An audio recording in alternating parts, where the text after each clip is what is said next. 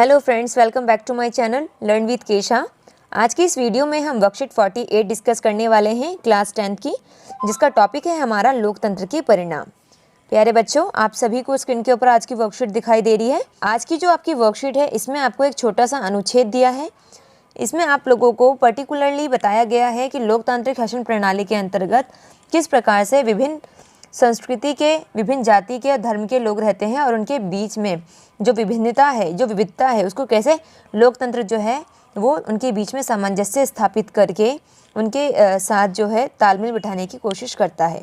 तो चलिए स्टार्ट करते हैं आज की इस वर्कशीट को। आज की वर्कशीट में आप लोगों को दिया गया है स्टार्टिंग में कि कोई भी समाज जो है वो विभिन्न समूहों के बीच टकराव और विभाजन को पूरी तरह और स्थायी रूप से कभी समाप्त नहीं कर सकता, क्योंकि हम सभी जानते हैं कि समाज में पर्टिकुलर किसी एक धर्म या एक जाति को मानने वाले लोग नहीं रहते, बल्कि वहाँ पर अलग अलग समुदाय से यानी अलग अलग संस्कृति के लोग रहते हैं। उनका खान पान अलग होता है, रहन सहन अलग होता है, अलग अलग जाति के लोग होते हैं, अलग अलग धर्म के लोग होते हैं और ऐसे में लोगों की विचारधाराएं भी अलग अलग होती हैं, जिनकी वजह से कई बार उनके बीच में जब विचारधाराएं आपस में नहीं मिलती, उनके विचार आपस में नहीं मिलते, तो उनके बीच में मतभेद हो जाता है, उनके बीच में टकराव की स्थिति उत्पन्न हो जाती है।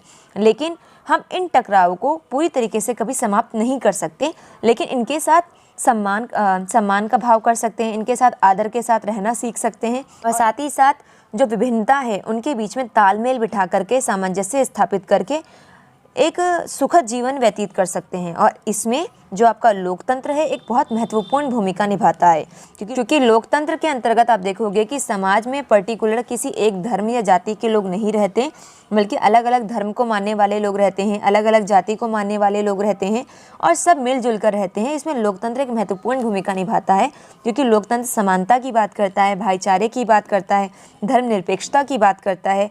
वो किसी भी धर्म का पक्ष नहीं लेता।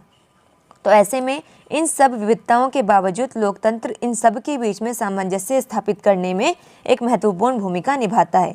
जबकि जहाँ पर लोकतंत्र नहीं है, गैर लोकतांत्रिक व्यवस्था के अंतर्गत आप देखोगे सामाजिक मतभेद बहुत ज़्यादा होते हैं, क्योंकि उन मतभेदों की तरफ जो सरकार है वो ध्यान नहीं देती और कई बार कोशिश करती है कि उन मतभेदों को ताकत के बल पर दबा दिया जाए। इससे देश में लोगों के बीच में आप देखेंगे टकराव की स्थिति और भी ज़्यादा बढ़ जाती है।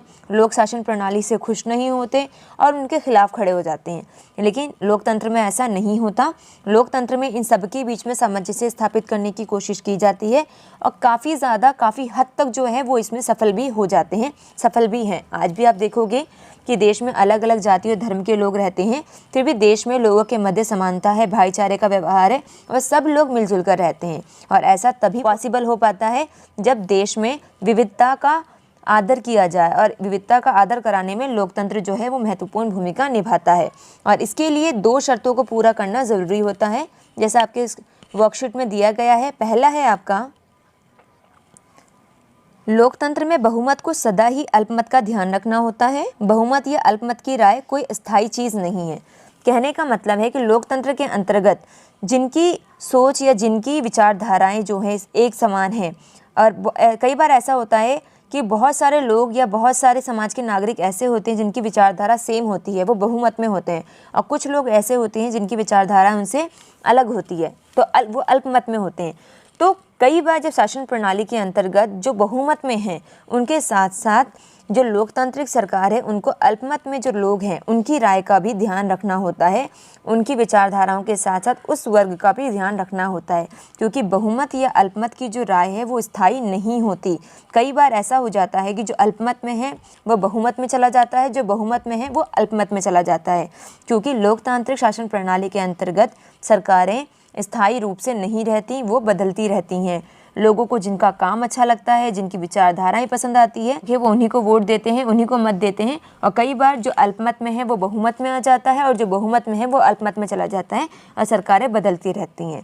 इसलिए जो बहुमत में है और जो अल्पमत में है, इन दोनों वर्गों का ध्यान रखना लोकतांत्रिक सरकारों की महत्वपूर्ण भूमिका होती है और इन दोनों वर्गों का ध्यान रखना ज़रूरी होता है। इसके बाद नेक्स्ट है आपका कि बहुमत के शासन का अर्थ धर्म, नस्ल या भाषा के आधार पर बहुसंख्यक समूह का शासन नहीं होता। बहुमत का अर्थ है हर फैसले या चुनाव में अलग अलग लोग और समूह बहुमत का निर्माण करते हैं। प्रत्येक नागरिक को किसी न किसी अवसर पर बहुमत का हिस्सा हो सकता है, ये जन्म से निर्धारित नहीं होता। कहने का मतलब है पर्टिकुलर किसी धर्म, नस्ल या भाषा के आधार पर लोग जो हैं वो बहुसंख्यक या बहुमत में नहीं हो सकते।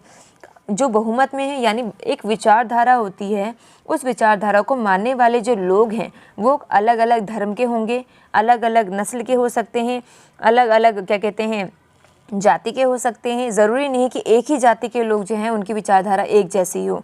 कई बार एक जाति के बहुत सारे लोग होते हैं, जिनमें से कुछ लोग ऐसे होते हैं जिनको कांग्रेस पार्टी पसंद है, कुछ लोग ऐसे जिनको बीजेपी पसंद है, तो उनकी विचारधाराएं अलग अलग है। इसी तरीके से आप देखेंगे कि बहुमत के अंतर्गत लोगों की विचारधाराएं जो हैं वो सेम होती है, लेकिन उनका धर्म, उनकी जाति, उनका नस्ल जो है वो अलग अलग होता है।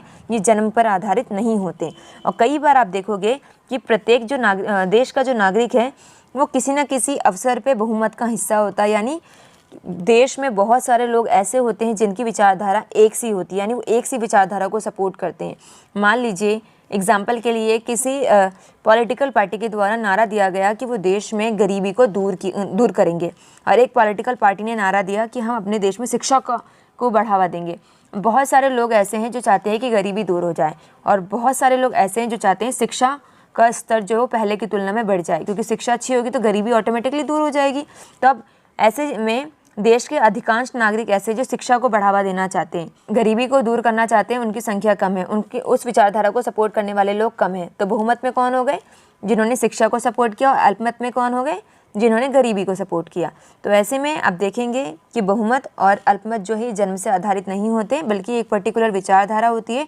जिनको सपोर्ट करने वाले लोग ज़्यादा होते हैं तो वो बहुमत में हो जाता है, और जिनको सपोर्ट करने वाले लोग कम होते हैं वो अल्पमत में चला जाता है। और कई बार बहुमत अल्पमत का स्थान ले लेती है, और कई बार अल्पमत बहुमत का स्थान ले लेती है। तो लोकतंत्र के अंतर्गत इन दो शर्तों को पूरा किया जाता है, और इन दो शर्तों को पूरा करके ही जो देश में विविधता है उसको आदर और सम्मान प्रदान किया जाता है, जिससे टकराव की स्थिति बहुत कम होती है। इसे बिल्कुल समाप्त तो नहीं किया जा सकता, लेकिन इसे काफ़ी हद तक कम किया जा सकता है इन दो शर्तों को मानकर। ठीक है, तो चलिए अब आगे चलते हैं, क्वेश्चन आंसर डिस्कस करते हैं। हमारा पहला क्वेश्चन है, लोकतंत्र टकराव को कैसे बेहतर तरीके से सुलझाता है, कुछ उदाहरण देकर बताइए। तो आप देखेंगे जैसे कि आपको वर्कशीट में दिया गया है कि लोकतंत्र में टकराव को बेहतर तरीके से सुलझाने के लिए आप ये ऊपर दिए गए दो शर्तों को इसमें लिख सकते हैं। साथ ही साथ इसमें आप बता सकते हैं कि लोकतंत्र के अंतर्गत टकरावों को पूरी तरीके से ख़त्म नहीं किया जा सकता, बल्कि इसको कम किया जा सकता है, और इसको कम करने के लिए हम विविधता का सम्मान कर सकते हैं। साथ ही साथ जो लोगों की राय है उस राय को उनकी राय को, उनकी इच्छाओं को सम्मान दे करके लोगों के लिए या देश के लिए जो भी निर्णय लिया जाएगा उस निर्णय को कानून के अंतर्गत या नियम कानून के अंतर्गत तरजीह दे करके भी हम टकरावों को कम कर सकते हैं। ठीक है, सेकंड क्वेश्चन है आपका, आपको क्यों लगता है कि अल्पमत का आदर भी होना चाहिए? अपने अनुभव से कुछ बताइए। तो जैसा कि अभी हमने वर्कशीट में भी डिस्कस किया कि जो अल्पमत में या फिर जो बहुमत में होते हैं वो स्थायी रूप से नहीं होते, वो परिवर्तित होते रहते हैं, उनमें चेंज आता रहता है। कई बार बहुमत अल्पमत में आ जाते हैं और अल्पमत बहुमत में आ जाते हैं। दूसरी चीज़ कि लोकतंत्र की मजबूती के लिए ये ज़रूरी है कि अल्पमत या फिर जो विपक्ष हैं उनके विचारों को सम्मान दिया जाए, उनके विचारों को प्राथमिकता दी जाए, तभी लोकतंत्र जो है वो पूर्ण रूप से या मजबूती से काम कर सकेगा। ठीक है, नेक्स्ट क्वेश्चन है, लोकतंत्र में बहुमत के शासन का अर्थ बहुसंख्यक समूह का शासन नहीं होता, समझाइए। तो आपने जैसा कि हमने वर्कशीट में डिस्कस किया है ये कथन सही है, क्योंकि लोकतंत्र में बहुमत के शासन का अर्थ बहुसंख्यक का शासन नहीं होता। बहुमत के शासन का अर्थ होता है कि लोग उस विचार से, उस नीति से सहमत हैं जो आज बहुमत में है और कल वो अल्पमत में भी हो सकता है। और लोकतंत्र में बहुमत के शासन का अर्थ है एक विचार को समर्थन देना, ना कि बहुसंख्यक का शासन। तो बहुमत में अलग अलग समुदाय के, अलग अलग जाति के, धर्म के लोग हो सकते हैं जो एक ही विचारधारा को मानते हों, और कई सारे समूह के व्यक्ति जो है वो मानने वाले हो सकते हैं। नेक्स्ट क्वेश्चन है हमारा, आपके आसपास लोगों के बीच किस तरह के अंतर दिखाई देते हैं? कैसे उन अंतरों के होते हुए भी साथ साथ जीवन जीते हैं? जैसे कि हम अपने आसपास भी देखते हैं कि हमारे आसपास अलग अलग भाषा, अलग अलग संस्कृति और धर्म के लोग रहते हैं, और साथ ही साथ आर्थिक रूप से और लिंग के आधार पर भी विविधता हमें देखने को मिलती है। और सब एक दूसरे के साथ मिलजुल कर रहते हैं, सामंजस्य बिठा कर रहते हैं, और एक दूसरे के साथ सम्मान का भाव करते हैं, और एक दूसरे के विचारों को महत्व देते हैं। सो प्यारे बच्चों, ये थी आज की हमारी वर्कशीट। आई होप आप लोगों को ये वर्कशीट अच्छे से समझ में आ गई होगी। अगर ये वर्कशीट अच्छे से क्लियर हो गई है, समझ में आ गई है आपको, तो मेरी इस वीडियो को लाइक कीजिए, अपने फ्रेंड्स के साथ शेयर कीजिए और सब्सक्राइब करना बिल्कुल मत भूलिएगा। चलिए मिलते हैं अपनी नेक्स्ट वीडियो में। जब तक के लिए बाय बाय, टेक केयर।